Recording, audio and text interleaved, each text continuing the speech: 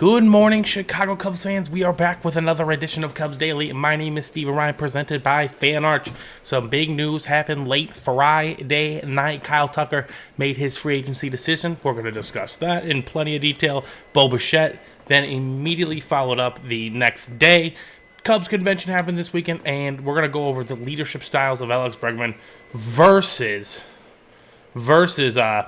Kyle Tucker, because they are definitely different in many different ways. So before we get into all that, just want to give everyone a big thank you once again from the bottom of my heart, continuing to show support on the channel. Hit that like button, hit that subscribe button if you haven't, and let's keep that train rolling. So yes, Kyle Tucker to the Dodgers for 4 years, $240 million, $60 million AAV. Unbelievable deal. It was rumored that the Blue Jays offered him 10 years, $350 million, but obviously when they say $60 million, I'm sorry, I don't like that he made that decision. I didn't want him to go to the Dodgers, just like everyone else, but can you blame the man? I mean, you're going to pay me $60 million a year to live in Vegas, or no, to live in Los Angeles with warm weather? This great team that's going for a three-peat? I mean, it kind of lines up just the way you would think. So a move that we all anticipated ended up happening. The Dodgers got him on that short deal. So a little bit of the money is deferred, but not all too much on that front. But yeah, devastating news for the National League, right? Everyone's all up in arms. You have to remember, though, it is baseball, and the Dodgers were 2 outs away from losing the World Series if it wasn't for a miraculous swing from their 9-hitter, Miguel Rojas, and then their other homegrown product, Will Smith, hit the go-ahead home run an inning later. So, it's pretty crazy to think about that this lineup that the Dodgers have, but you know what? The ball's going to roll out. They have to play all 162, and we're going to let the chips fall where they may. They can win as many regular season games as they want. They got to win 11 in the postseason. So the Mets immediately responded the next day by going with Bo Bichette. Now, apparently, Philadelphia believed up to the 11th hour that Bo Bichette was going to the Phillies, but the Mets came with a slightly better AAV offer, slightly shorter years, and you know what? He's like, fine, we'll go to New York. So New York continues to add to its stacked lineup potential as well. Their starting rotation, though, is in lots of question. It's just not strong. They still have to work on the bullpen too as well. Sorry if I'm glancing down. It's Bears Rams right now, but either way, it's the Mets continue to add talent. If this talent lines up at all, you know what I'm saying? In a season, they could have a really, really special season. So the Cubs still had a fantastic offseason. There's no doubt about it. They're a top 4 team in the National League. I'll even say top 5 right now because the Brewers have earned that right until they are dethroned. I don't know how the Brewers are going to play. They haven't made a move, but you know what? That means their players can improve, right? There's a lot of different things that can absolutely happen on that front. So it is exciting time, no doubt about it. Lots of great free agent moves happening in the league, but Cubs convention occurred this weekend as well, ladies and gentlemen. And, there was just a lot of chatter. Alex Bregman obviously got a big time standing ovation. And, the energy was unbelievable. Obviously, it was also the 10-year anniversary of the World Series, so they had lots of great chats with the players from there. I think almost everybody came except for Chris Bryant, who wasn't allowed by the Rockies, which was, just a crazy thing in general. The Rockies have the right to block something like that. But either way, a fun weekend and all. Lots of great questions. It seemed like management was more open to discussions with the Cubs as well, with reporters as well.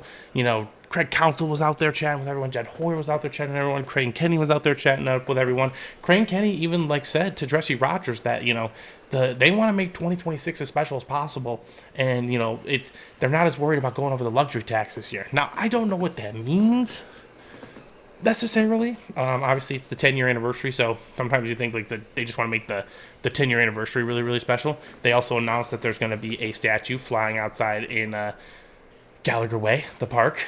So that's going to be very exciting when that unveils. And again, it's a great fun time. That team was obviously very special to a lot of Cubs fans, but we need to, keep the eyes on the prize, because in 10 years, I want to celebrate 2 World Series championships. I want to celebrate the 20-year anniversary and the 10-year anniversary of this team, because I think if team is right, we can pull this off.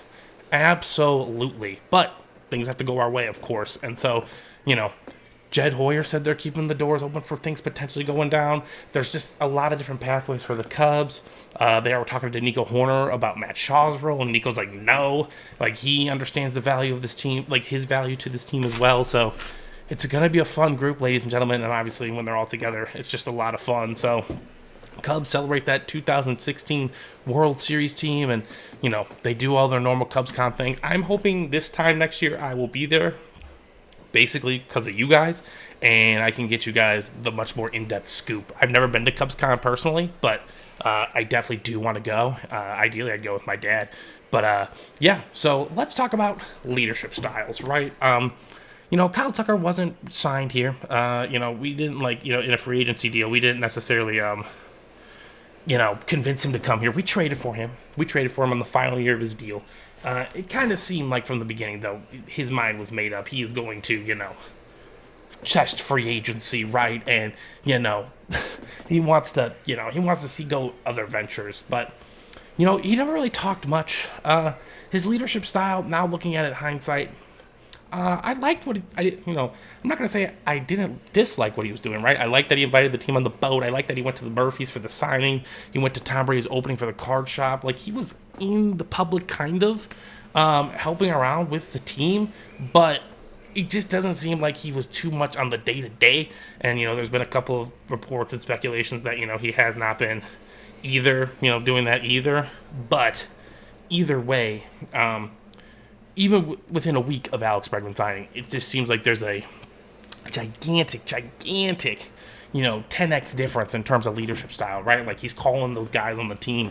He wants to know what they're working on. He wants the scouting reports on their swings. Like, he's already talking about PCA, about swing decision and how much it raises certain percentages and certain matchups. So, again, like, just things that I automatically are hearing that I like so much more than, unfortunately, what Kyle Tucker was providing. And again, not everyone's born to be a leader, right? Like, not everyone does it that way specifically.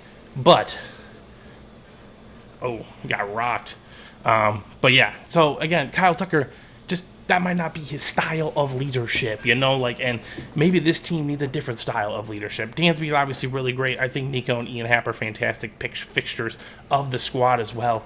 But what I'm just hearing already from Alex Bregman just seems like a much better fit here in the Cubs uniform, the family aspect, wanting to be a Cub. All those things seem really, really cohesive and mutual in this partnership. So I'm beyond excited for Alex Bregman to be on the team, be on the field, help this lineup truly, truly develop right in front of us, because it is truly a special lineup, right? This team has a lot of potential. But they got to execute, right? They got to execute on offense, and I think the pitching's going to be just fine.